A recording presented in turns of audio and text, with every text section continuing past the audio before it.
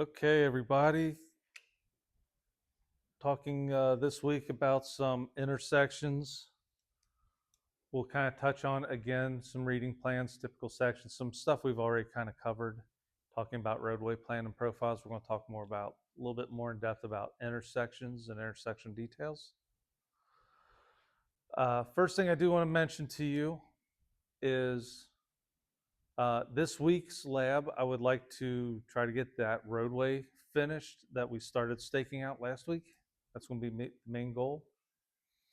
And next week is the NSPS student competition in Washington, D.C. I will not be here for class on Tuesday or Thursday. So essentially, no lecture, no lab. Enjoy your week off. Or come and hang out somewhere at school just because you love to. I'll be missing the school dearly while I'm gone. But hey, thinking about all your smiling faces and hanging out with you guys.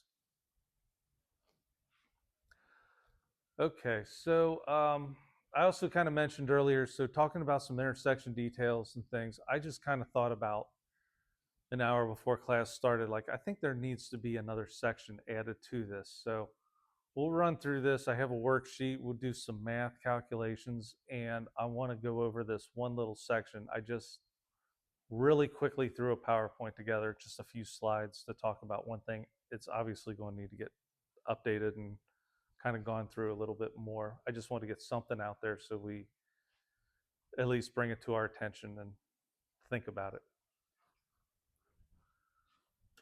So this is an older lecture notes here that I'm just kind of using for now. Talk about some intersection concepts, reading plans, typical sections, and intersection layout.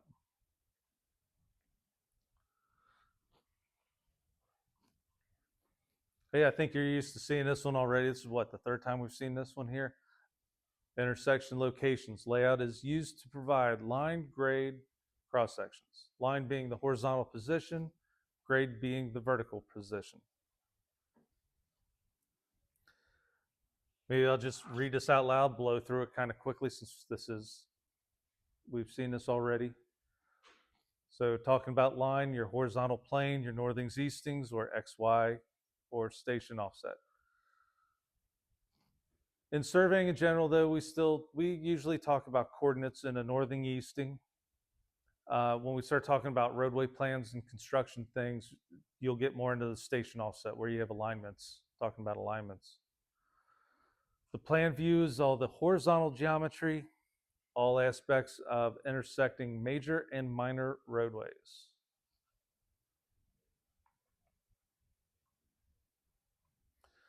Here again is this other lovely example of a roadway plan view. Again, we talk about grade, that is on the vertical plane. So we're talking station and elevation, meaning more or less at a particular station along some alignment, we are looking at what the elevation is at that specific point. The grade or slope is just how the steepness or flatness of the ground within a certain horizontal area. The change in elevation over some distance. Profiles, the profile views a graph relating the centerline stationing and elevation data for intersecting major and minor roads. So your profiles, you have some alignment, we'll say a roadway. The center line of that alignment, you would cut and kind of flip it up on its side so you're looking at it from an elevation view. Profiles are along the alignment. And there's a lovely example that we've seen a few times of a profile. So again, you have your green line, which is representative of the existing ground. Your purple lines would be the proposed roadway. And you have elevations down along the bottom of the profile. The elevations that you should typically see, not always, but usually see, elevations to the nearest tenth of a foot. Those are the existing ground elevations at that spot on the alignment. The elevations to the nearest hundredth of a foot is the proposed grade of that alignment along that profile.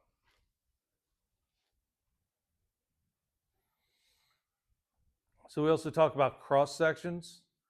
Those are the vertical plane as well. The difference between a profile and a cross section, the profile again goes along the alignment. Your cross section is going to be perpendicular to the alignment profile. They will show offsets, elevations, in your grade and slope. Typical sections here is a graph relating the offset, elevation, and slope data for all aspects of intersecting major and minor roads. Depending on the plans, you will see two types of cross sections or typical sections. Nothing too crazy here, and maybe that's not the best way to describe that. But you may see a typical section that goes from the center line of the road out to the right of way and then a little bit beyond. Half of a typical section. If you see a typical section, you essentially would mirror that to see what the whole roadway corridor is supposed to look like. Some plans you will see the full typical section, meaning from right of way to right of way all the way across. I would say I've seen that a lot in subdivision plans where they are showing specific areas of proximate locations of utilities and other infrastructure besides the roadway. A water line on one side of the road, maybe a gas line or sewer on another side of the road, things like that. Power pole locations where they're to be off the center of the road. Does anybody have any questions as far as talking about plans, profiles, cross sections, what they are and what they mean to us?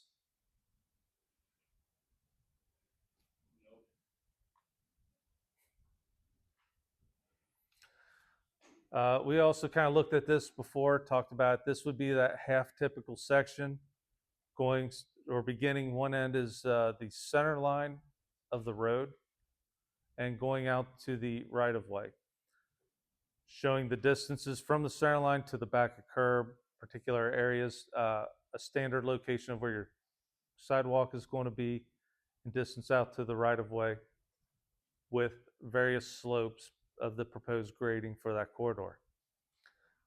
Past the right of way, you'll typically see some kind of a ratio grade 2-to-1, 3-to-1, 4-to-1, something like that, representing you take that grade proposed out until you hit existing ground, whether it's a cut or a fill. Make sense?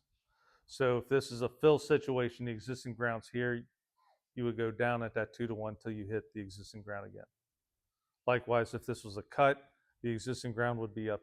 So you go take that 2-to-1 slope up till you daylight, hit the existing grade. And just again, for quick reference, that 2-to-1 slope, that means 1 foot of elevation change over 2 feet of horizontal distance.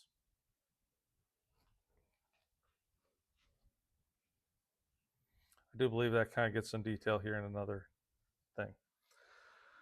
So now we're talking about intersections, which is defined as the general area where 2 or more roadways join or cross. This includes the roadway and roadside facilities for traffic movement within the area.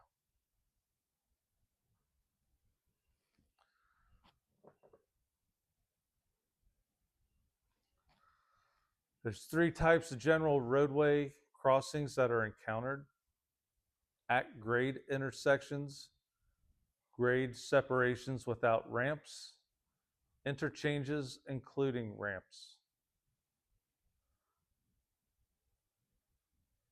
So I would say if you think of like your typical roadways, at grade intersection is just the standard, like a 4-point intersection, like you see anywhere out on the road. The grade separations with and without ramps are going to probably relate more to your highway, where you have a highway bridge or the highway's going over the roadway. showing how that road intersects. Obviously, some grade separation. Chances are a highway's going over a bridge, the road's going underneath it. That does not have ramps, no access ramps to get on or off the highway. So your interchanges, including ramps, would be your on and off ramps from the highway where it intersects at the exit, the roadway. Any questions on that?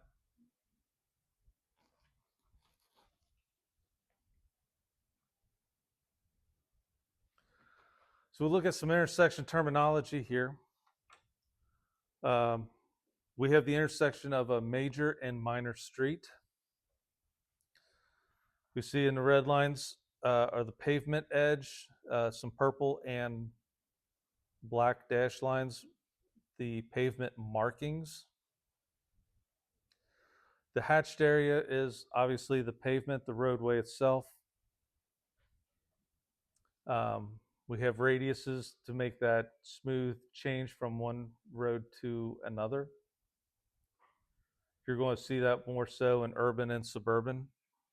If you get out into the rural areas, it's probably just two straight lines running into each other. Um, we have auxiliary lanes shown down below here. And essentially all that means is just additional lanes to accommodate traffic turning. And we have a channelizing island, which also kind of helps with directing traffic, so to speak, where traffic can and cannot operate. The angle of the intersection is very important. I believe there's some other slides here. The preferred method, and I believe only accepted method anymore in designing road intersections, is that they intersect at 90 degrees.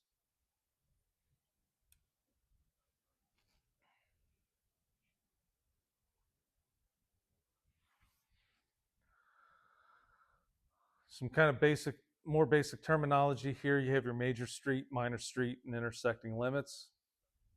There are more than just this. If you start looking like at DOT specs and even various subdivision regulations, county regulations, they will specify what is a major street. Sometimes they'll call it an artery. Um, but these are bigger streets that carry a greater volume of traffic and typically are wider, have a larger typical section. Then you have your minor streets, which would be intersecting streets, a lot less volume of traffic, and usually not as wide. Yeah, something I ought to update there. I know I've seen that before. Various counties will say this is like a highway, a major road, an artery, a feeder, things to that nature. Those might be some other definitions you come across for different types of roadways. The intersection limits encompasses area of all roadways affected by the intersection design.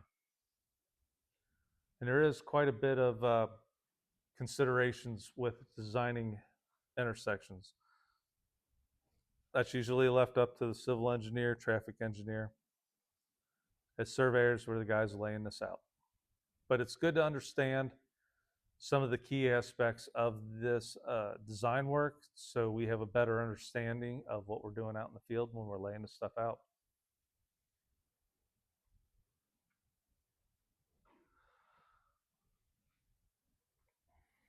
Some other terminology, we were talking about the angle of intersection.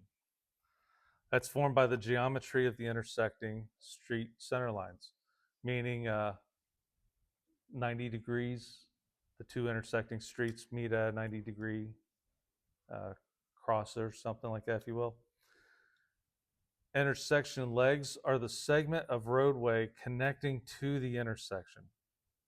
They're used by traffic approaching and departing the intersection. And auxiliary lanes, as we saw in the diagram earlier, there are additional lanes that are added to accommodate turning vehicles. So left turn lanes, right turn lanes. I don't know what the proper term is, but I'll call it a chicken lane, and I think everybody knows what that means. Usually the center lane that people can come into. from either direction to turn across traffic. Maybe I'll look up what that actual definition is. Do people still call them chicken lanes? It makes sense, doesn't it? You never heard that term? Oh, I guess I'm showing my age. Yeah, I are. Oh, yeah. Center turn lane that can be accessed from either direction of traffic to make a turn across. I learned something new today. Channelizing divisional islands. These are added to intersections to help delineate the areas where vehicles can operate and separate conflicting movement. I think a popular thing, if you've been a pedestrian walking through intersections, particularly larger ones, you see an island where the crosswalk goes, perhaps stops in the island.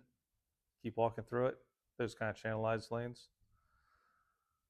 Turning roadway is the short segment of roadway used for a right turn.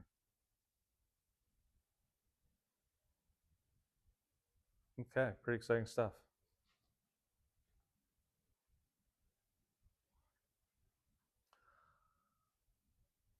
Intersecting roadway configuration, the geometry is usually composed of three approaches, and that would be considered the legs, the roads coming into the intersection design. You have a T, a skewed T, and a Y. Um, for approaches, the legs, the T, those are coming in at right angles. Uh, the skewed T and the Y would be coming in at some kind of oblique or acute angle. And you also have offsets. I believe there's a picture here to show that. There we go. I do believe in a lot of regulations these days. Designing new roads and new roadway intersections, this is definitely the preferred method where they come in together and at a 90-degree angle.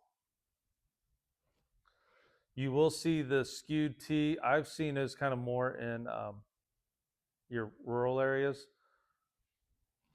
Perhaps you have a state route that's been there forever, and then as things start getting developed, sectionalized land, particularly, a lot of the roads are running north, south, east, west, and then you have a state route that kind of cuts through, kind of at this oblique kind of an angle.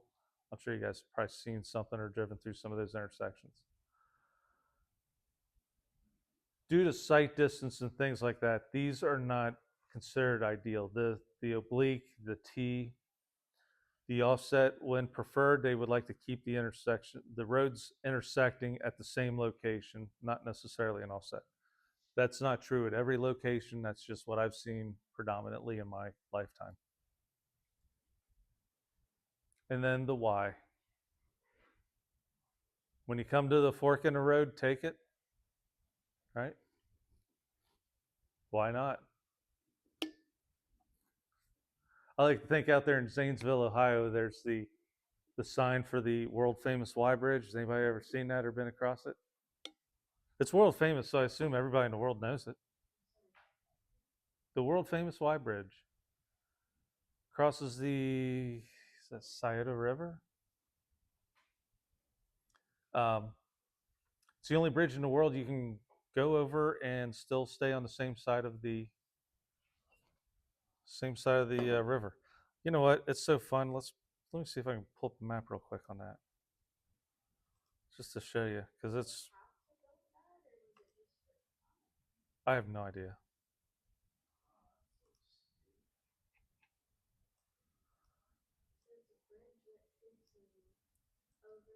Oh.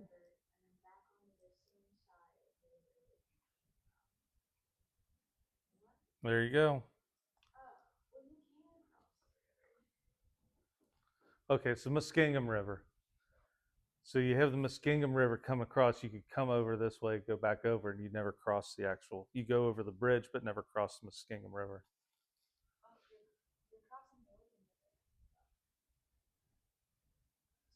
Yeah, but apparently that don't count. There's a sign that actually they have a sign there that says talks about the world famous Y Bridge and how it's the only place in the world you can cross a bridge without crossing the river. I don't know.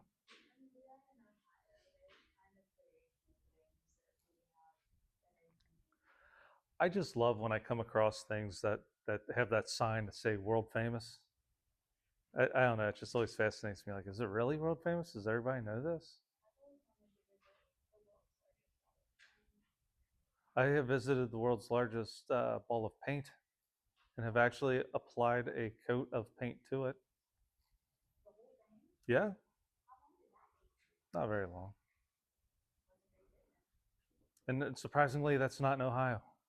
That's actually in Indiana. If I remember right, I think it's up near Anderson, Indiana. Anyway, the world famous Y Bridge. There you go. You can good example of a Y intersection or a fork in the road. How fun is that?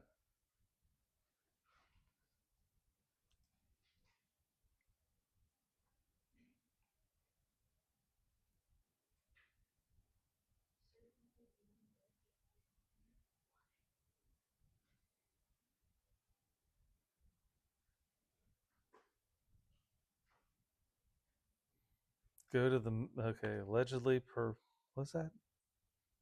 I'm sorry, taking off on a tangent here.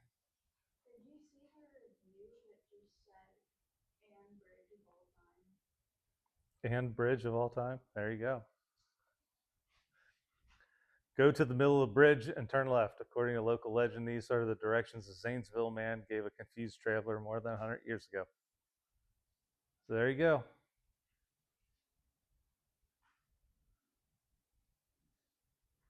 The Y Bridge began in 1812. Wow. I would be willing to bet you $1 that the picture you see there is probably not the original bridge from 1812. I don't know. Could be wrong.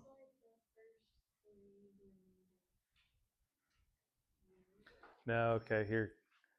Construction began immediately, and the second Y Bridge opened in 1819. Like the first bridge, it was wooden, uncovered. The structure was declared unsafe after only 12 years due to heavy traffic. It became apparent that a more solid structure is necessary. The third Y Bridge, a covered wooden structure, lasted 68 years. Fascinating. Fascinating. Okay. What's that?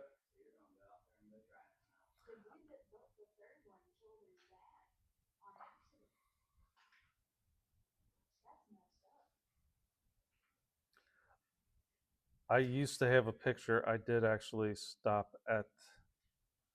I wonder if you can see it. I was in Zanesville, and of course, you know when you're in Zanesville, you have to visit the world famous Y Bridge.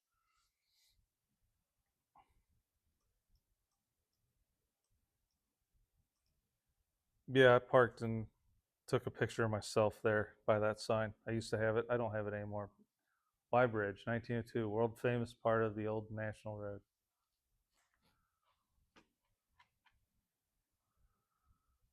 That's like a. I like to. Yeah, the whole world famous. Like I don't know. There's a restaurant up in Hamilton, Ohio. Uh, there's signs like world famous fried chicken. It's like, is it really? Isn't every place like every chicken place world famous fried chicken?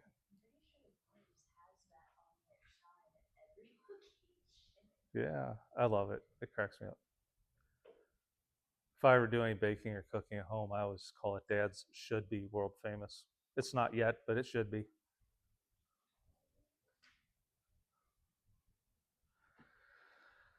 Okay, I guess back on topic here.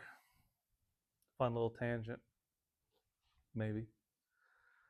Pavement corner radius is the curve that connects the pavement of intersecting streets. Simple curb radius is the preferred design, easiest to lay out. I do have a couple worksheets. We will calculate some grades going through return radius. We'll get to that a little bit later. Taper and simple curve used to approximate compound curves, and then compound curves used to closely fit the outer rear wheel vehicle track. When you start talking about rear wheel vehicle track, you're starting to talk more about like semis traveling through there. So here's a nice example of simple radius, radius with a taper, and a three-centered compound curve. If anything, it's kind of good to look at these. I'm going to go ahead and say, like, in your surveying life, you're most likely going to come across the simple radius more times than not. However, if you're out doing topo and locating existing conditions, it's good to be aware that there are other types of return radiuses, radii, return radii, radiuses, no, radii.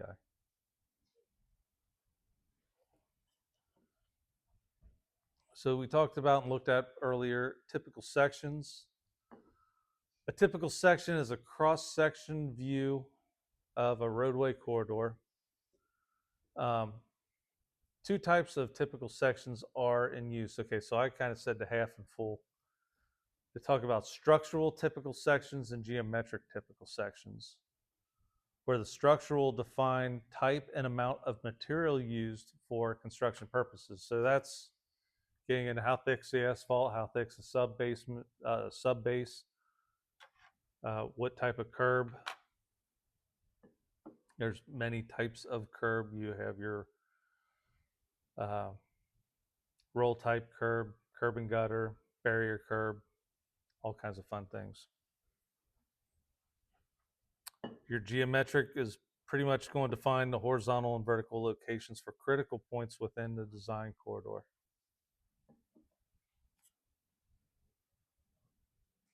Anybody got any questions on anything so far? Go back and visit Zanesville? Sure.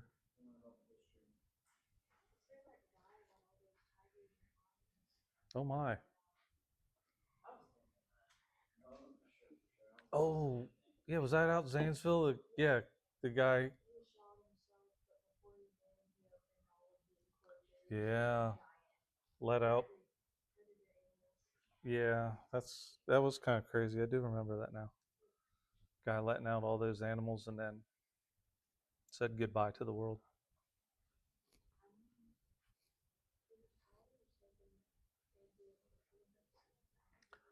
I don't know. Run away, little animals. Be free. Lions and tigers and bears, am I? So, some typical section terminology, they talk about the traveled way, which is a portion of the roadway that provides for the movement of vehicles.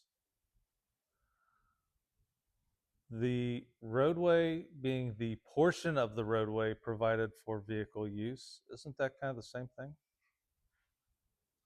And the shoulder being the portion of the roadway left or right of the actual traveled way. Well, that makes sense.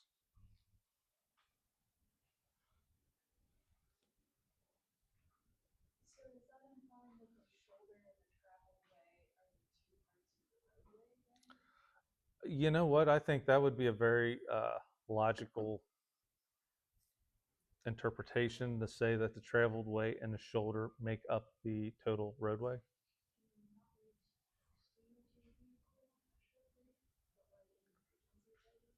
Right. And some shoulders might only be 2, 3 feet wide, and some are large enough to accompany or large enough so a vehicle could pull over in an emergency.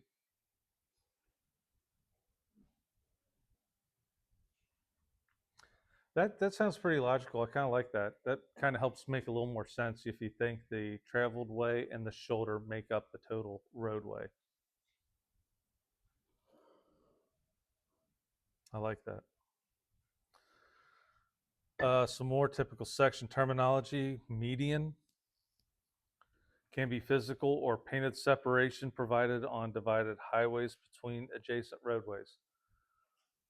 Probably more times than not, you're going to see that on a median on a highway specifically, whether that's the grassy area in between the travel lanes going in both different directions.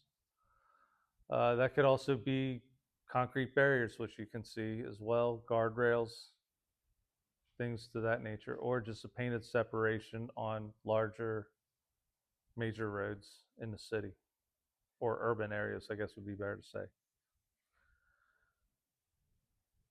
Drainage channels are clearly important. The part of the typical section that provides drainage of water away from the traveled way. That is also a very key and critical aspect of civil engineering and surveying construction layout. Where's the water going? Drainage is critical and kind of dictates a lot of everything on design.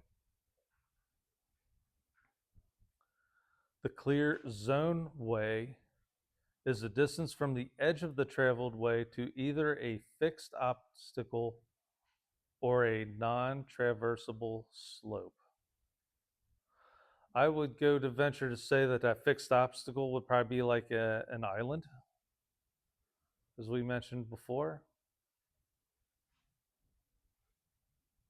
A non-traversable slope. So I guess if you got a hillside or a steep cliffside on either side of the roadway,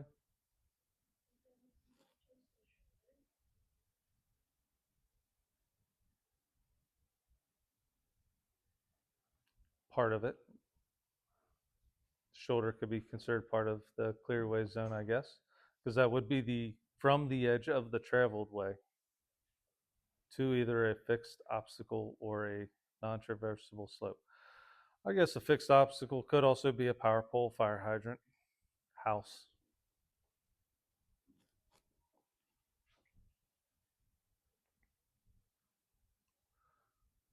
Got a bit of a curvy road over by my house, and around one curve, there's a pretty good slope down, and it kind of flattens out and goes into the woods. One morning, somebody decided to try to navigate the curve a little too fast, failed, and went down the bottom of the slope, ended up close to the tree line. It was at least traversable in one direction. He couldn't get out.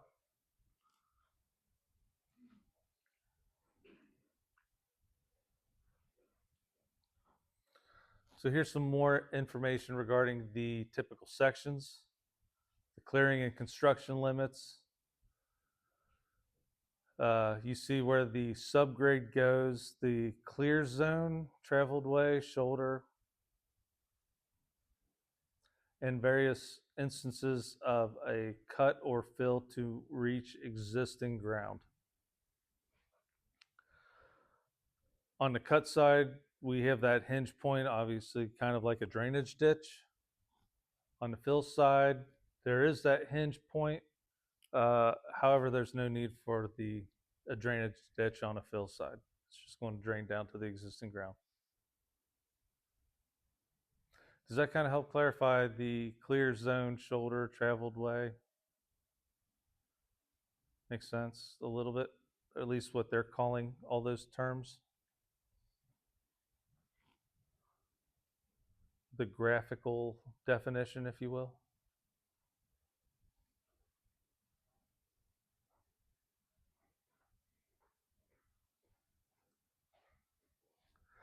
So we've talked about slopes associated with typical sections, and we were looking at those earlier. Your percent grade, which is your difference in elevation divided by your difference in horizontal distance, multiplied by 100. Or as I said quite often, your difference in elevation is your rise. Your difference in your horizontal distance is your run. Rise over run equals slope. That gives you that number, multiply it by 100, and that's how you put that into a percent. The ratio, like we saw on those other typical sections, is 2-to-1 slope. That's your horizontal vertical ratio. So the average vertical the difference in vertical distance divided by the difference in your horizontal distance.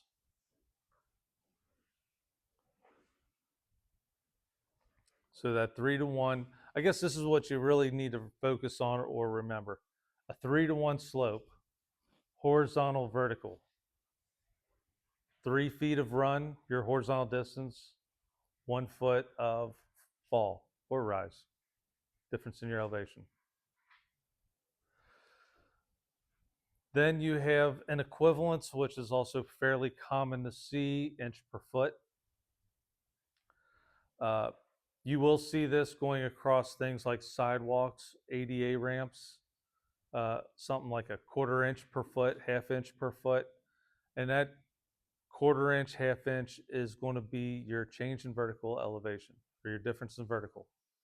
The foot would be your horizontal. Make sense? Questions?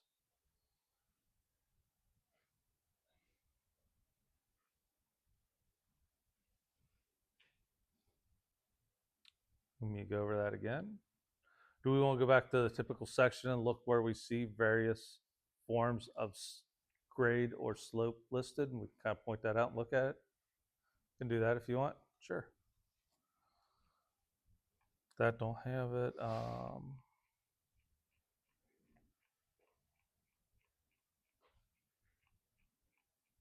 There we go.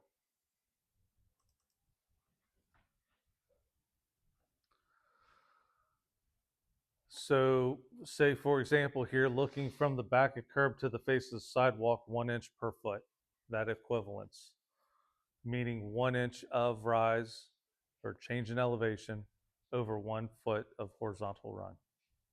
That's how they say that slope. Again, 1/4 inch per foot, a 1/4 inch of elevation change over 1 foot of distance.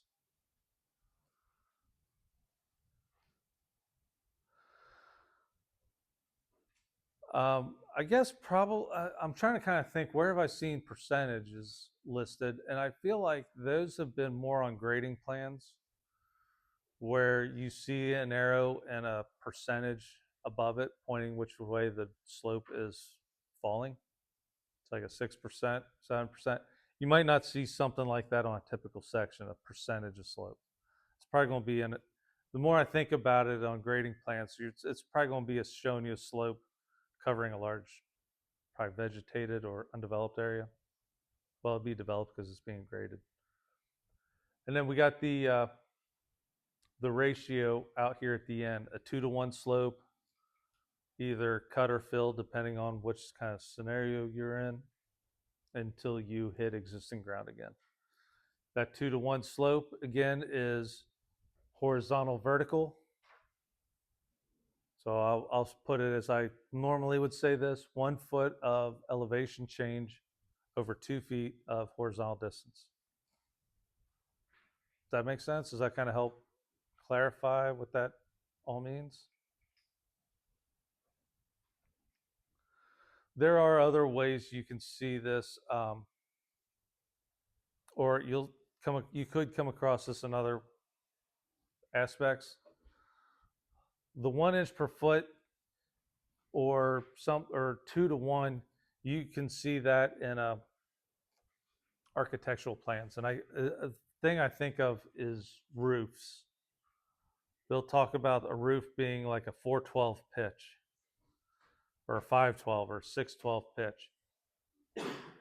In that case, talking like, say, a 412 pitch, that 4 is your vertical and that 12 is your horizontal. So that would mean like 4 inches of elevation change over 1 foot of horizontal distance.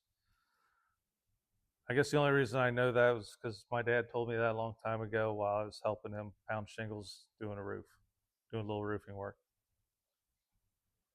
Which, after helping dad pound shingles and being on a roof, I realized land surveyor sounds so much better. Keep my feet on the ground. Land, it's in the title.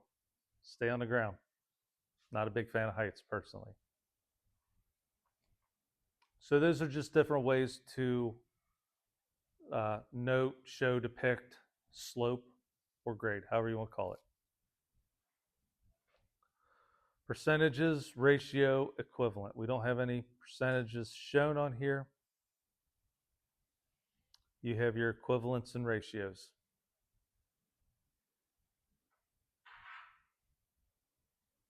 Any questions?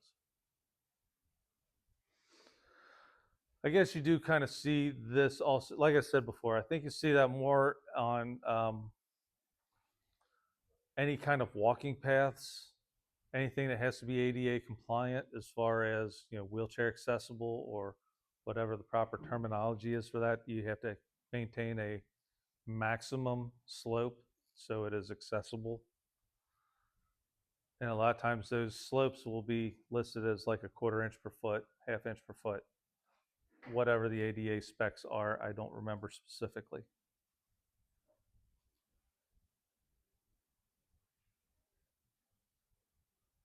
No other questions? We jump back to where I was. All right.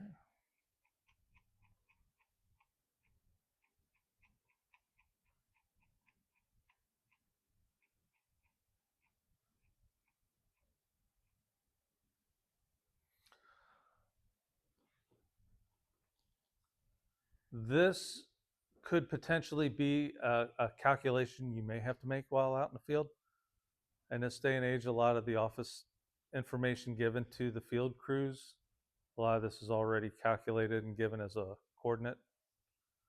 Um, However, it can be very good to verify, check elevations.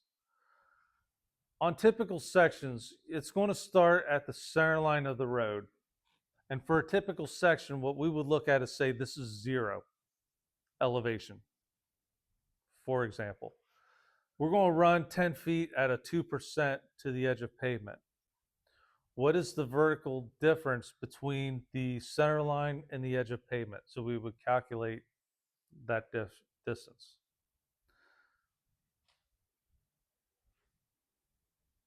2% divided by 100, turn that into like our slope, multiply it by our run, will give us the rise, the difference in elevation.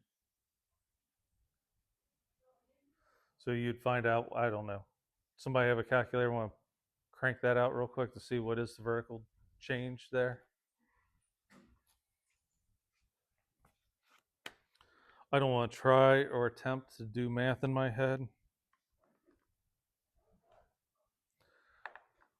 2/10 of a foot. I grab my calculator. So sometimes on typical sections, you may see a little leader and say negative 0.20. That leader on that instance would be telling you that it's 2/10 lower in elevation from the center line. Now, that's also kind of labeled that way as far as, like, say, on a typical section, the center line is 0, that's 2/10 lower, this is whatever, you could do the math, this is whatever, in reference to the center line. So you could take whatever your center line elevation actually is from the profile, apply those vertical differences, and calculate grades at each of these specific points. So this is just a county road typical 1/2 section for a 50-foot right-of-way.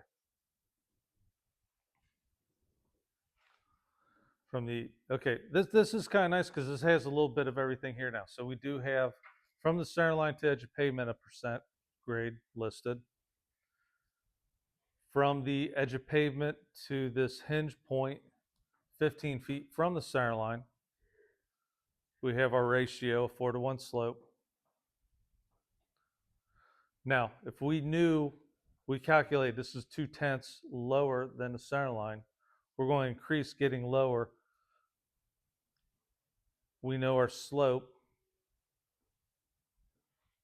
rise over run, that'd be 1/4, 25%, 0.25. What's our run from the edge of pavement to this hinge point? Anybody do that real quick? Or know how to calculate, how you would calculate that? So we got our dimension here. It might just be really hard to see that green. This hinge point is 15 feet from the center line. We know that the edge of pavement is 10 feet from the center line, so the distance from the edge of pavement to this hinge point would be 5 feet.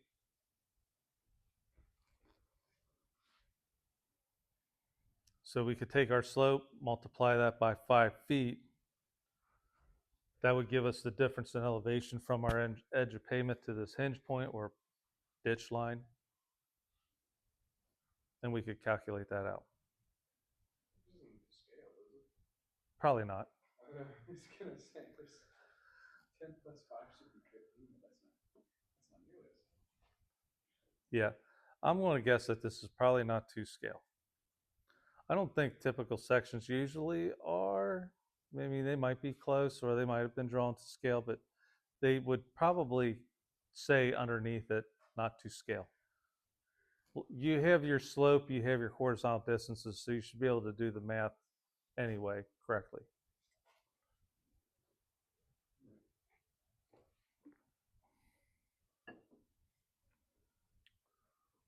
So for sketches that we used to have really old deeds that do sketch it down at the bottom, Yeah. be a mess and it'd be like missing corners and stuff. And like, Yeah. So this is actually a really good example here. So you can see your percent, you can see your ratio, you can see your equivalence as far as how grades could be labeled. If I remember correctly from doing these calcs quite often in the field, I want to say 1/4 inch per foot is very close to a 2%. Without doing the math, I'm guessing in my head that might be like 2.08%.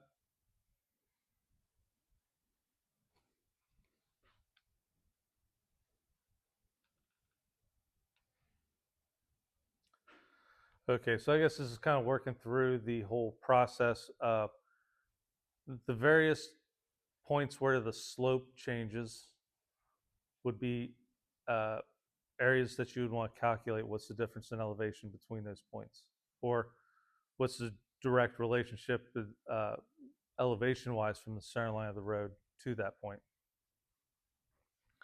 Again, you would calculate whatever this vertical difference is, probably add that to this vertical difference to get a total how far below the center line is at this point.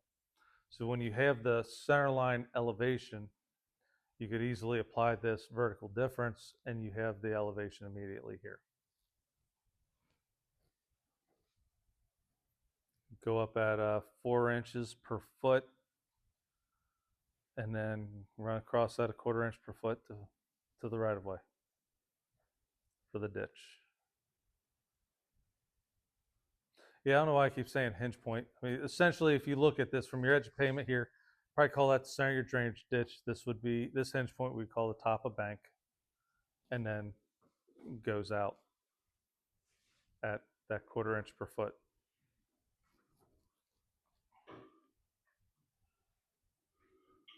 Oh, looky there. Why did we have to borrow it? See, so again, this is kind of what I was saying here before. They would typically label like you take that the center line is at 0 elevation. At each grade break point is going to be listed what is the vertical difference related to the center line. 0.2 of a foot lower, 1.45 feet lower, and then 22 hundredths. This point is 22 hundredths higher than the center line elevation. This would be 32 hundredths higher than the center line elevation. So again, you look at the profile for this specific station, you get the center line grade, then you could apply that vertical difference to get the elevation at every grade break point.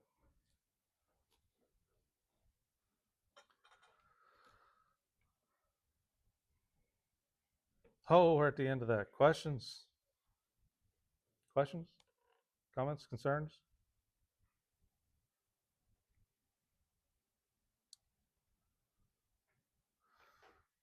We are going to just kind of go back like it. This isn't the exact thing here, but we are going to have some worksheets where for a roadway typical section, we're going to find out what what is the like the back of curb elevation difference from the center line of the road, so we can calculate that. We did that at the beginning of the roadway lab. What is our proposed back of curb elevation going to be at any specific station?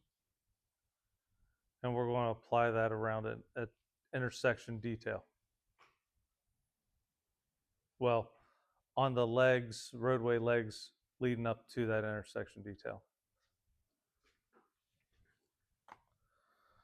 So it dawned on me an hour before class. I was thinking, anyway, would like to kind of update some of this stuff. I was thinking, what is another common intersection that we are seeing more and more that I have not talked about? Does anybody got any ideas of what I'm thinking? There we go. Roundabouts. Yay, roundabouts. Who doesn't love a good old fashioned roundabout? They're more efficient than intersections. Yeah, that's where all the traffic is intersect. Have you ever seen someone just drive straight over the middle? Yeah, but I think that's more of a problem first and a problem with the roundabout. Then True. majority of our population is probably. I also would agree with that statement. So I only have like literally just a couple slides here, but I thought we at least need to talk about this, bring this up. I definitely need to build this and work on it more, but I wanted to at least get this into your minds to think about. They are becoming more and more common. Um, there are all kinds of studies talking about the efficiency and how wonderful roundabouts are. Yes, when they first enter a neighborhood or a town, they're looked at very negatively. However, once people kind of start figuring them out and learn how to use them properly, their ideas kind of start shifting and changing. There's all kinds of data from the departments of transportation as far as looking at wrecks and things, points of potential conflict where roundabouts eliminate a lot of those or minimize a lot of them. There's so many points of potential hazards, like 32 potential hazards at a typical intersection, where with a roundabout there's only 8. So there are numbers that say these are wonderful and great. There's also wonderful uh, videos of watching people not know how to use them as well. I think one of the popular ones that went viral a handful of years ago was down actually in like Moorhead, Kentucky. People just going in every direction all around it because they had no idea how to handle a roundabout. Maybe I ought to add that little video to the slide. Don't you think?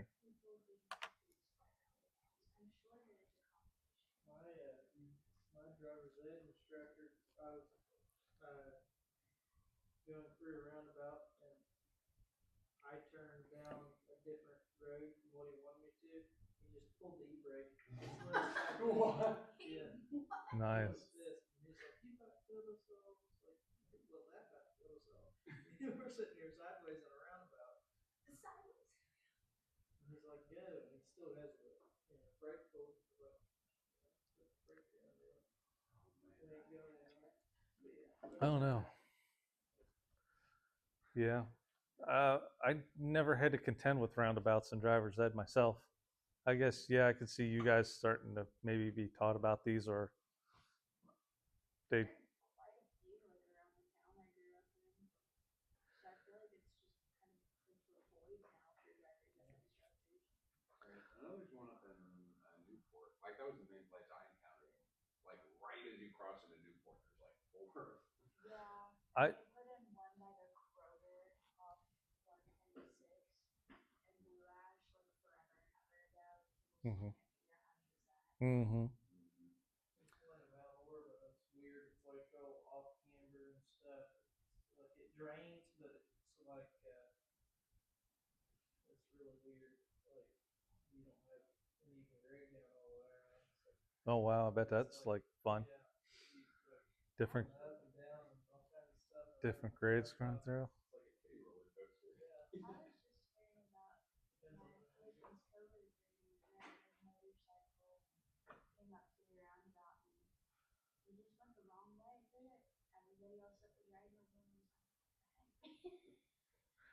Yeah, yeah, you definitely have to be careful. Um, so I was just kind of starting to grab some stuff online just to kind of at least bring this in, but definitely need to talk about roundabouts a bit. I think there are other um, traffic patterns and things that are designed to help minimize traffic accidents, to help with the flow of traffic, to keep traffic moving a little more efficiently. And with that, one of the big things with moving traffic efficiently that they throw up in the numbers is the carbon emission from cars. It's, you know, if you got a lot of cars sitting stopped at intersections and things, the exhaust buildup.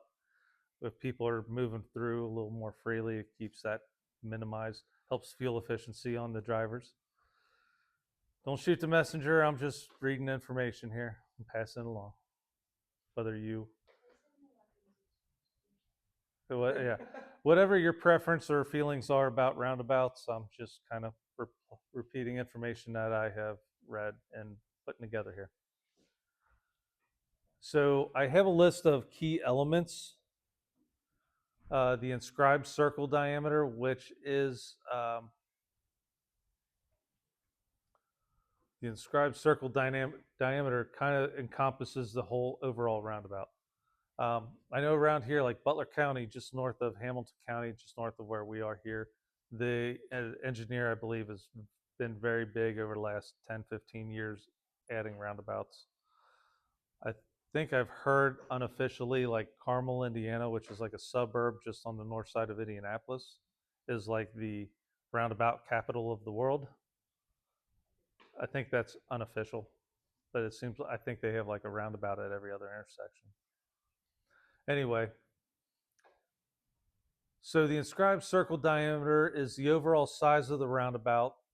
It's critical to the design control. I need to move a little bit. I'll walk back here and hang with you guys. The central island may include landscaping or a mountable area. And also, if you look on YouTube, you can find plenty of videos of people flying through the air using them as ramps, which is bad. Don't do that. The truck apron, which would be the mountable ring for large vehicles. Um, the circulatory roadway, which deals with the width and number of lanes through the roundabout. Your exit and entry geometry, being the entry width and exit width, flare lanes. The deflection, which forces vehicles to slow down. That's the safety critical concept there, forcing vehicles to slow down, proceed with caution, and all that other good stuff. You have splitter islands separating the entering and exiting traffic and produce a pedestrian refuge. I love the sound of that. Pedestrian refuge. Are pedestrians safe anywhere? There's also pedestrian crossings, typically back from the yield line. And yield lines and pavement markings are the speed control is achieved through geometry, not signage. So forcing vehicles to slow down to enter and proceed through the roundabout. I know this is not a profile view, but I wanted to add a nice picture anyway. So some key elements, talking about vertical grades through the roundabout. They're typically flatter than the approach roads, unless you're in Mount Orb, that roundabout, I guess. Then Lord knows where you're at there. So it's on 32, so they had to fill up all that, so people could pass underneath. Hmm. Or, yeah, so people could pass underneath on 32, so they had to, you know, I exit ramp to the light there at one point in time. That was the roundabout there, and it's so old. Like, I don't some feels like the road is sinking. some weird grading shift, ground settling or something around there. Probably tore out the whole intersection stuff. They tore out too much dirt with it. Nobody, check the grade or anything like that. Build it up to. Yeah, You got a nice even grade the whole way. even grades are overrated, huh? In that roundabout. Some use a crown versus a tilted plane. So some use a crowned section, which I would say if you have multiple lanes coming around through, that there's probably a crown within that traveled area. A lot of those are just a straight grade from the center outward. A lot of times in highway design, if there's a straight grade going clean across the pavement, they call that a super elevation. I guess the easiest way I can think of a super elevation would be like a racetrack going around the banks, how they're pretty steep, be a super elevated turn. Drainage considerations, they want to design these to avoid ponding and circulatory roadways, drain toward the outer edge or controlled inlets. Uh, the numbers in CAD, the numbers on the plan say that it will drain properly. Sometimes they don't quite get billed perfectly per plan, but hey, things happen. That's the only one I've seen that's bad, actually. Yeah, again, drainage is always going to be like a critical factor in any design work, regardless roadways, subdivisions, commercial sites, any kind of design. Central island elevation is often raised for visibility, may include some grading details.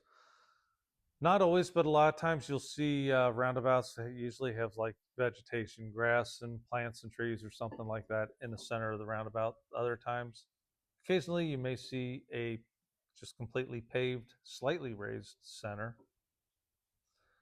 Uh, I can think of a part of town where in a commercial development, driving into it and going back to restaurants, there's a roundabout that is slightly raised in the center and paved. And you also can see plenty of tire tracks clearly just going straight through the roundabout, not actually taking the roundabout. Whatever. People are crazy. So, some important concepts. Roundabouts often require very careful vertical control to maintain sight distance, drainage, smooth vehicle operation, unless you're in Mount Orb. Then maybe not necessarily the smooth vehicle operation. The drainage and sight distance definitely are critical. Also, to keep in mind that they are for a bit of traffic control, also to kind of slow you down. That one slows you down. That'll slow you down. This could be a typical section. I grabbed this from the Federal Highway Administration website. Um, the typical sections here: normal pavement slope, 2% outward, a mountable curb on one side, a barrier curb on the low side.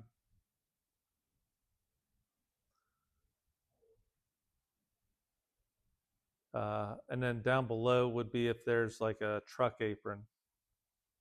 So perhaps you've probably maybe gone through a roundabout where you see the regular paved area, and then there's like maybe a pavers type area, and then a grass central island. That could be for semis that have to navigate a roundabout, just to give them a little extra room to make those turns. So some elements is the circulatory lane width. They're typically wider than your standard lanes to accommodate turning paths. Your cross slope typically somewhere in the neighborhood of 1.5 to 2%, may typically slope outward from the center island to the exterior edge. There could be the truck apron detail, which would be this area here. You have a mountable curb and then a different material, colored concrete, stamped asphalt, something along those lines. Curb and gutter around the outer edge. There you should see catch basins and some other stormwater collection structures. And the central island height, raised for visual obstruction, forces slower speeds.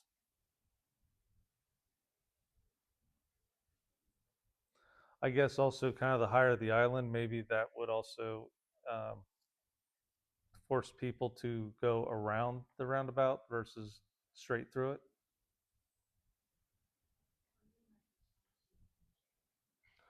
Or yeah, you got to have that YouTube video somewhere of somebody seeing how much air they can get, treating it like a ramp. Get it right. If you get it right, yeah. Although it's probably a round lip, so Lord knows where you're gonna land. Might not be the I wasn't thinking much about that when we were getting there.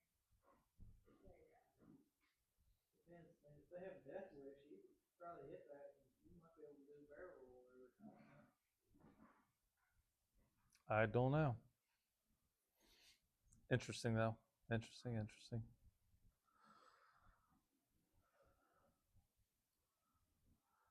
So some additional information that should be included on plans. So the design and operational data, the design vehicle, the WB50, the SU-30, et cetera. When I first saw that, I thought, what does that mean? So I provided over here a WB50 is talking about tractor trailer. The WB is the wheelbase, the tractor and trailer. 50 would be the approximate trailer length in feet. Your big semi trucks. So they actually design these roundabouts and the radius of the roundabout, the size of the roundabout, keeping in mind semis going through them. The SU-30, I was kind of curious too. That's a single unit truck. So think of like your box truck, your UPS, Amazon, mail kind of trucks.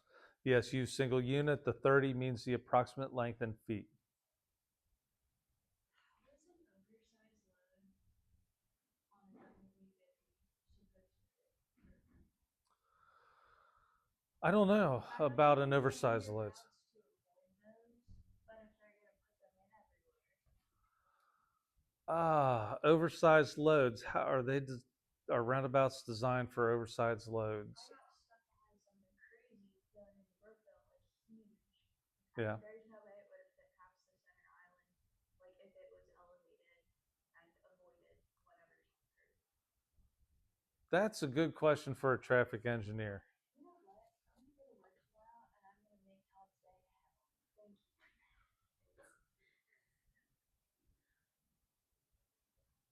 I have no idea. I just know traffic engineers. They do. There are specific like CAD programs that I think one's called like AutoTurn, if I remember correctly. I did spend some time in a civil engineering company where there's quite a few traffic engineers. No, not well. Yeah, I was there, but not what I'm thinking of specifically. But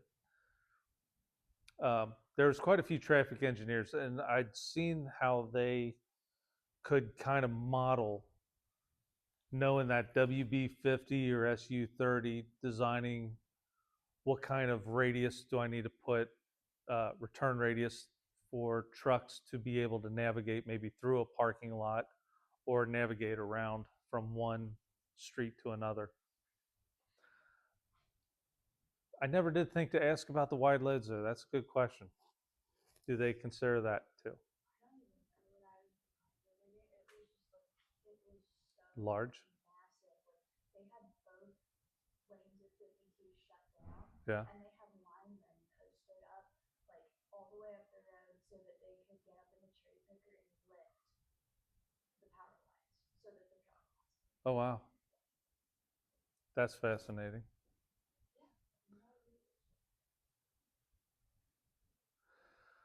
Some other things included in the plans are your traffic control. Uh, you're supposed to yield, not necessarily stop. Obviously, depending on the volume going through it at any time, you may have to stop. However, the idea design of those is just to yield to the traffic inside of the loop and merge in with them. If you are inside the roundabout, you have the right of way for exiting. The people entering should be yielding to you. Should be. Not always, but should be. Signaling plan, pavement markings. Uh, Also to be included, safety features. So talking about sight distance triangles, lighting layout. There's construction details as far as the curb types, the apron material specs, landscaping notes as far as the center island is concerned. So here's one thing I do know, but that doesn't answer the oversized load. Roundabouts are designed for the largest vehicle expected to use them. So even in your smaller towns, they seem quite big for a car. However, if a semi could be expected to go through town, maybe delivering to the grocery store or hardware store, whatever, deliveries in a semi, if that could be expected, that roundabout should be designed to accommodate. Should be. That's the problem with, we doing our town right now, and, the plans, they're not wide enough for a semi, like the road itself. Just the road itself's not wide enough for a semi. And they're like, adding in like these, islands and stuff, Mm-hmm. and it's gonna cut out all the room that we have now that a semi could use, so I have no idea. Interesting. It's gonna be interesting how they, navigate that. And we have farmers that are taking up and down. Oh yeah, you live out in more of a rural area. You're most likely to see farm implements going up and down the road. So again, I wanted to at least get this started as far as talking about roundabouts. I need to definitely build and add to this.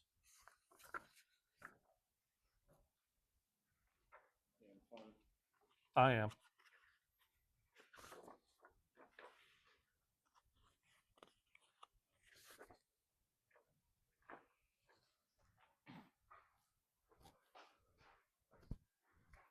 So,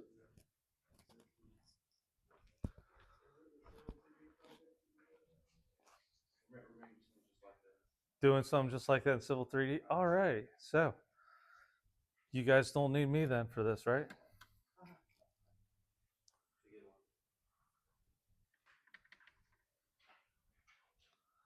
Um, I have some. Ooh.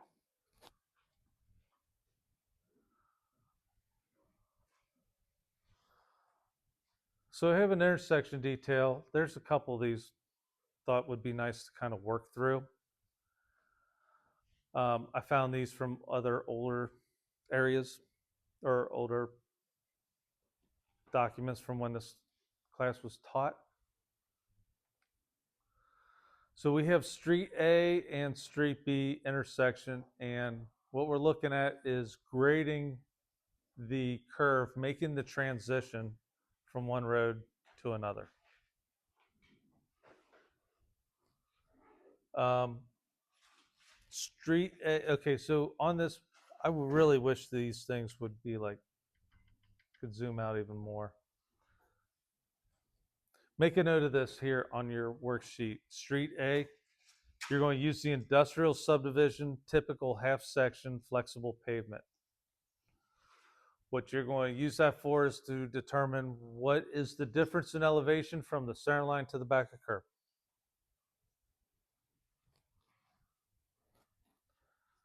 Street B, we're going to use the residential subdivision type 2 flexible typical section to find out and determine what is the difference in elevation from the center line to the back curb so we can calculate back curb elevation.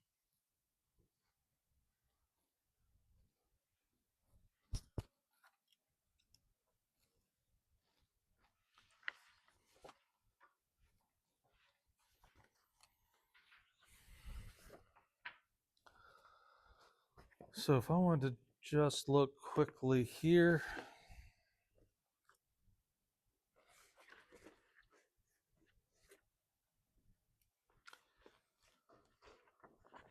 if I look over at the residential type 2 flexible pavement,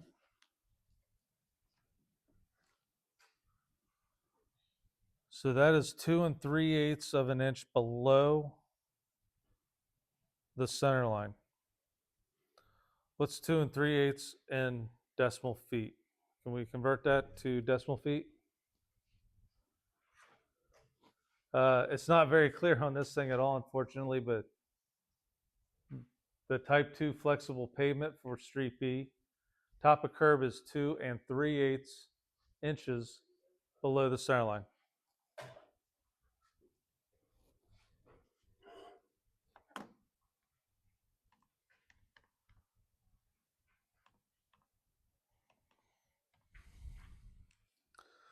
What do we get if we convert that into decimal feet? To the nearest hundredth of a foot will be sufficient.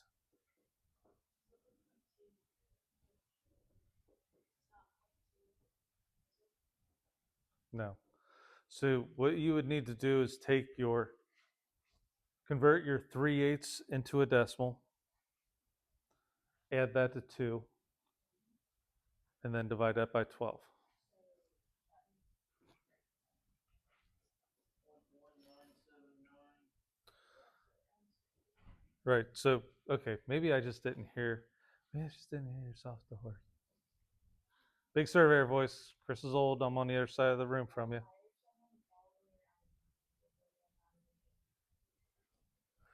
So the difference in elevation is to the nearest hundredth of a foot. What? 1979. Oh. Sorry,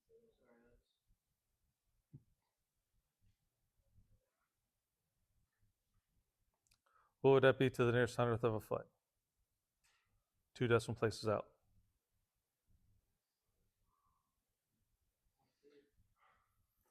So we know that's going to be, I'm going to just jot that up here.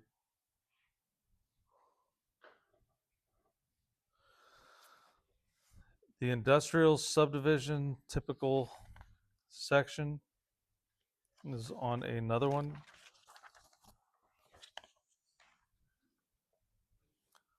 Flexible pavement.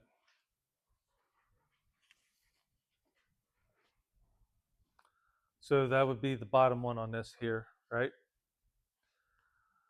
Top of curb is 4 inches below the center line. So what is that in decimal feet?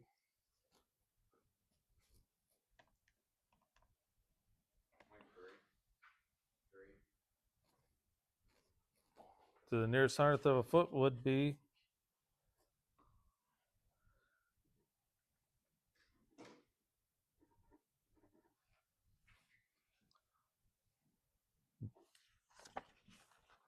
okay. Everybody with me so far?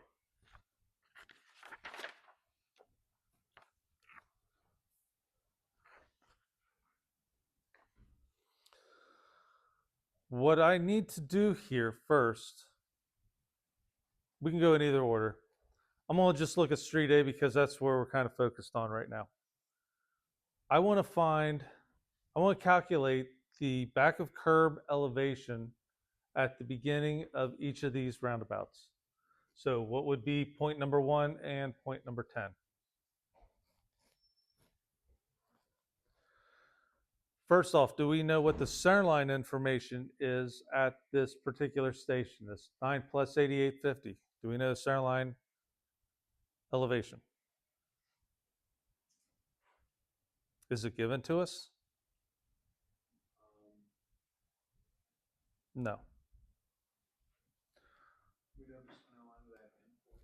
We find out however much that is over the other one.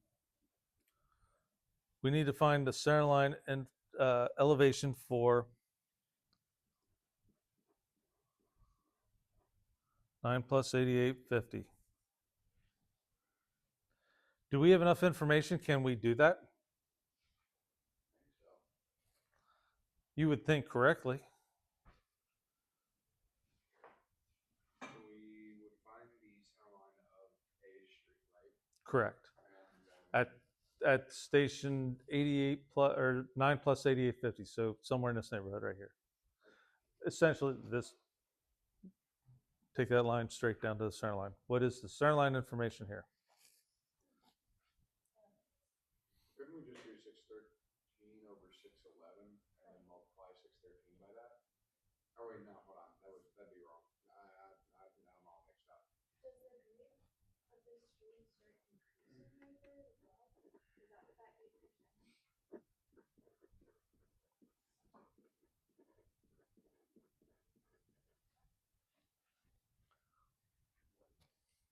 So we do have a slope. This road is going at 8%. Up or down? Are we going uphill or downhill this way? And how do you know, or how can you determine that? Downhill, you say? How do you know that?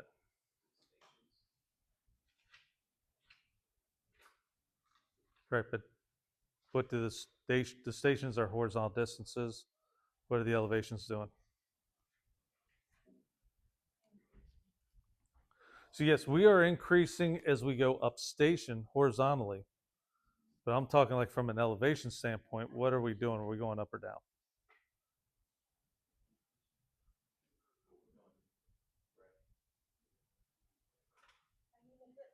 I mean, if it was decreasing, would it say negative? The arrow shows which way it's increasing anyway. Shouldn't that be positive? Yeah. Well, what's the elevation here? 611. What's the elevation here? 643. Which one's higher? Which way is the road going uphill? To the right. So, in case you're wondering, like, well, that's 8%. Okay, is that pointing up or down? Well, let's look at the grades around it and see which way is that going. Okay, we know the slope. We have a starting elevation. What's our run? What's that horizontal distance right there? Can we figure that out? That's easy.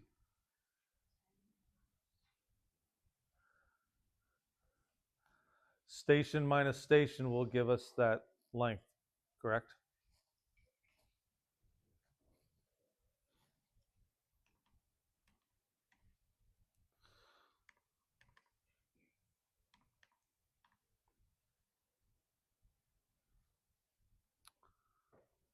So what is this run here? This station minus this station will give us the horizontal distance between the two. And we come up with a distance of?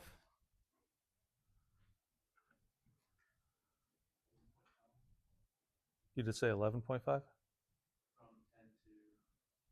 From here to here? Yeah. Right? Or 11 and a half feet? yeah. Okay.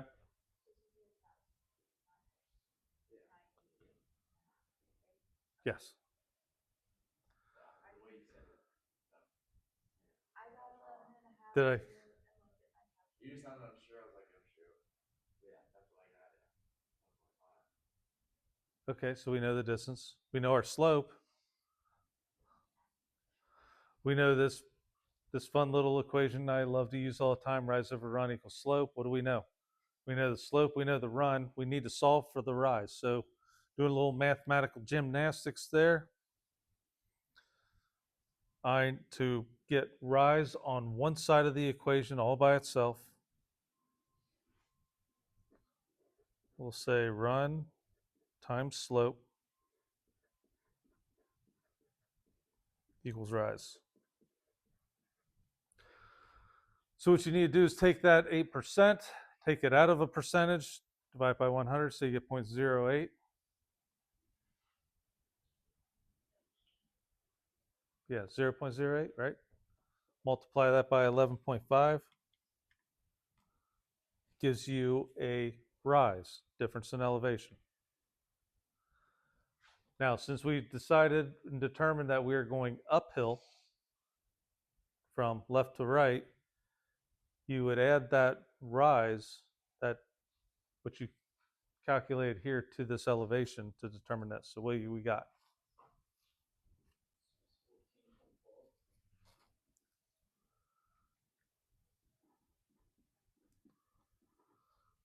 That's the center line information. Anybody else confirm or deny that?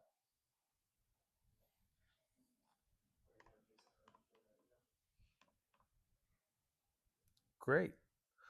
Okay, we're getting closer. So we're on street A here, right? This is street A. We know what our difference in elevation is from our center line to our back of curb. So now we take our center line in from our center line elevation minus that difference to get our actual back of curb elevation.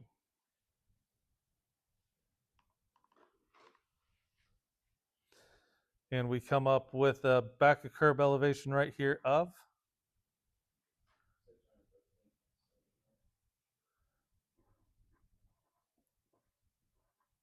confirm, deny, anybody else? All right.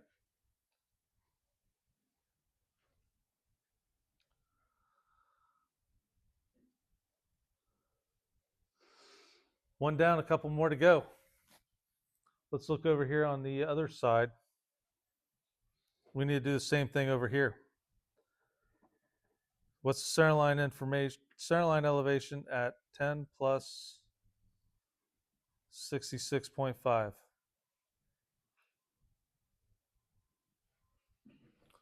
We're still running at that straight grade, 8%. So we know our slope. How are we going to determine our run?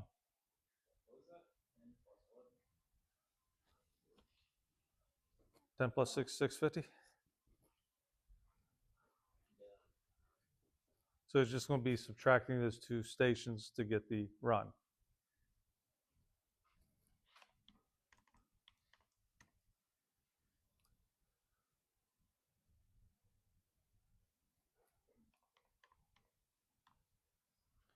How far is that? One more time.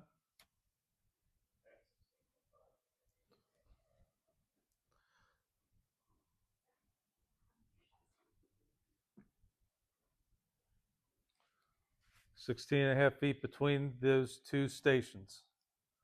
Okay, we got our run. We know our slope, 8%. So we need to calculate that rise.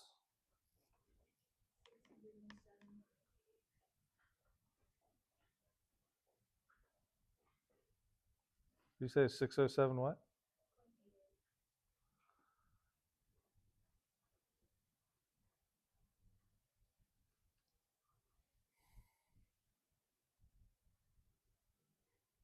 Confirm, deny.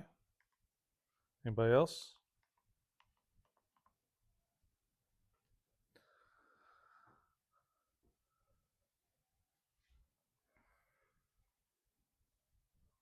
So if we have that center line in elevation, we need to apply our vertical difference to the back of curb to get our actual back of curb elevation at this point. So take off 33 hundredths and you get a back of curb elevation of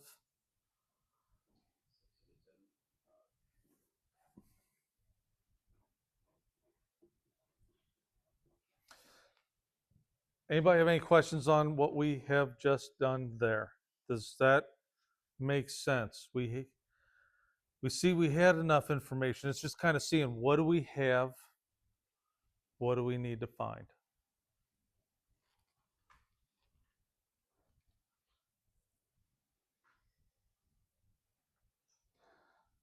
Now we need to do the same thing up here for the other end of the return radius. Which, hey, look at that. Check this out. They're the exact same station on both sides of the road.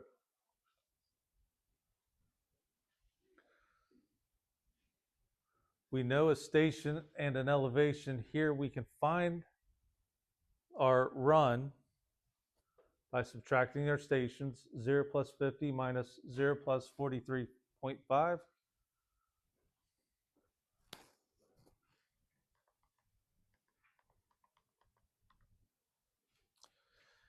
And we get a run of 6.5 feet. Confirm, deny? Up on the top. I want to get these curb elevations here. So look at that. Stations are identical on both sides, so they're at the same spot. So we need to find the center line elevation at that station of 0 plus 43.5. I just looked, okay, up here I'm at station 50 and I have an elevation. So if I just come from here to here, a slope of 4%, I'm going to look, okay, 0 plus 50 is at an elevation of 613.00. Down here at the intersection, I'm at a grade of 611.00, so I'm going uphill or downhill towards the intersection. Uphill away from it, downhill coming towards the intersection. Make sense? At a 4% grade. So if we take our 4%, multiply it by our run, we get a vertical elevation that we would then subtract from that 0 plus 50.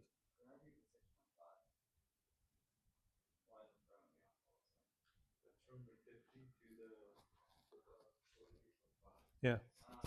What's your distance from this station to this station?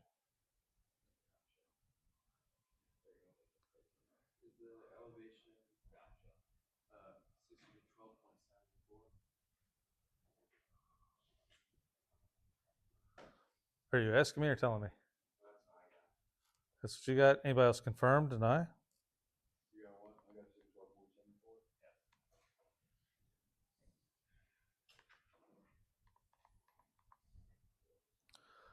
12.74. Hey, that's also what I get. So now we also know from looking at our typical section, from the center line to the back of curb, we need to apply this as our vertical difference. So now we have our center line elevation minus that 2/10 will give us the back of curb grade.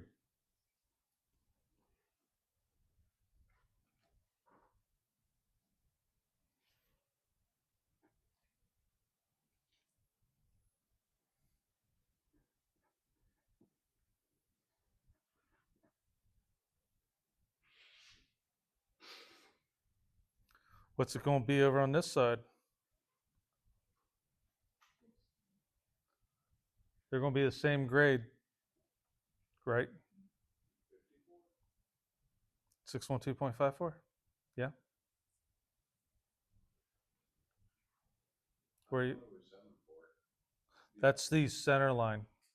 Oh. This is the center line. Now, we need to get to the back of curb, which we determine is 2/10 lower. Right. Makes sense.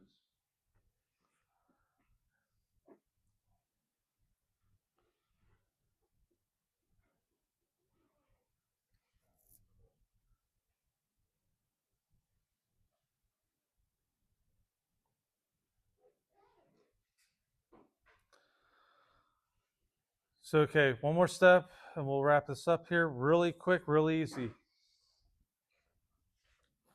This is a very simple example. I would like for you guys to work through this and actually finish it up. There's another typical section like this with some slightly different numbers. Would like for you to work through that as well on your own. What's the difference in elevation between these two? Between the at the end, do what? 4.3 feet? 4.9? So going through this, your difference in elevation is 4.9 feet? 99. Sorry, hard of hearing. Huh? What?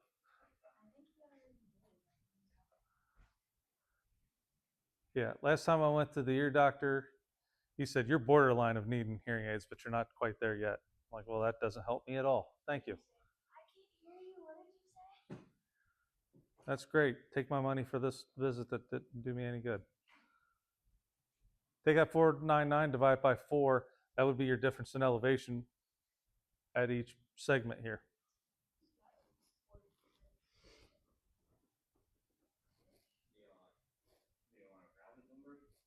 It's the nearest hundredth of a foot.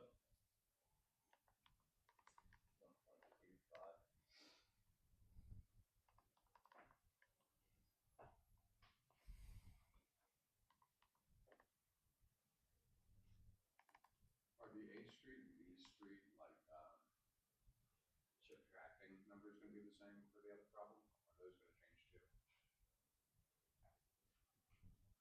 Like the -0.33 and -0.3?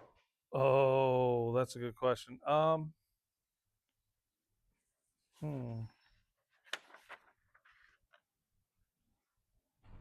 I'll tell you what, let's keep it the same. Gotcha. So on the other page, we'll use the same typical sections as we did on this page. So would the other side be negative from the, are we doing the 5 to 1, 2 as well? On the other side? This one? Yeah. Yeah, we'll need to do that as well. So I got 125. Would that be negative? Or would it just The difference in elevation between these two? Yeah. You divide that by 4, you come up with some number, and you would just apply that difference from either you'd subtract it from the high side or add it to the low side. That difference coming through to get all your grades coming around. That's what we're going to do on both sides here. What's our difference in elevation? 499, divide that by 4. And that gives us the difference in elevation of each segment. So we'll either, as we're going up, add, or coming down, subtract that vertical difference to get our elevations. So from like the 607,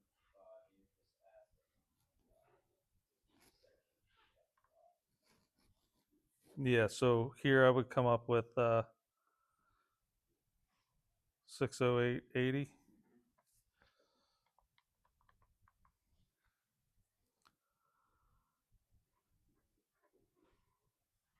610.05.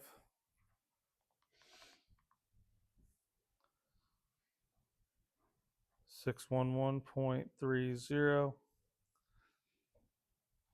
And then if you did that one more time, I get 6112.55, which, okay, 1/100th of a foot. And grading, elevation, 1/100th of a foot. Good. Yeah. Does that make sense? So from here, could you guys complete this as well as the other page? We will use the same typical sections for the other page as we did for this one. So this 33 hundredths and 2/10. The grades, the percentages, the elevations, everything's just a fuzz different, but same, basically the same exercise we did right here. So the street B will be the 0.2 and then street A will be 33. Yep.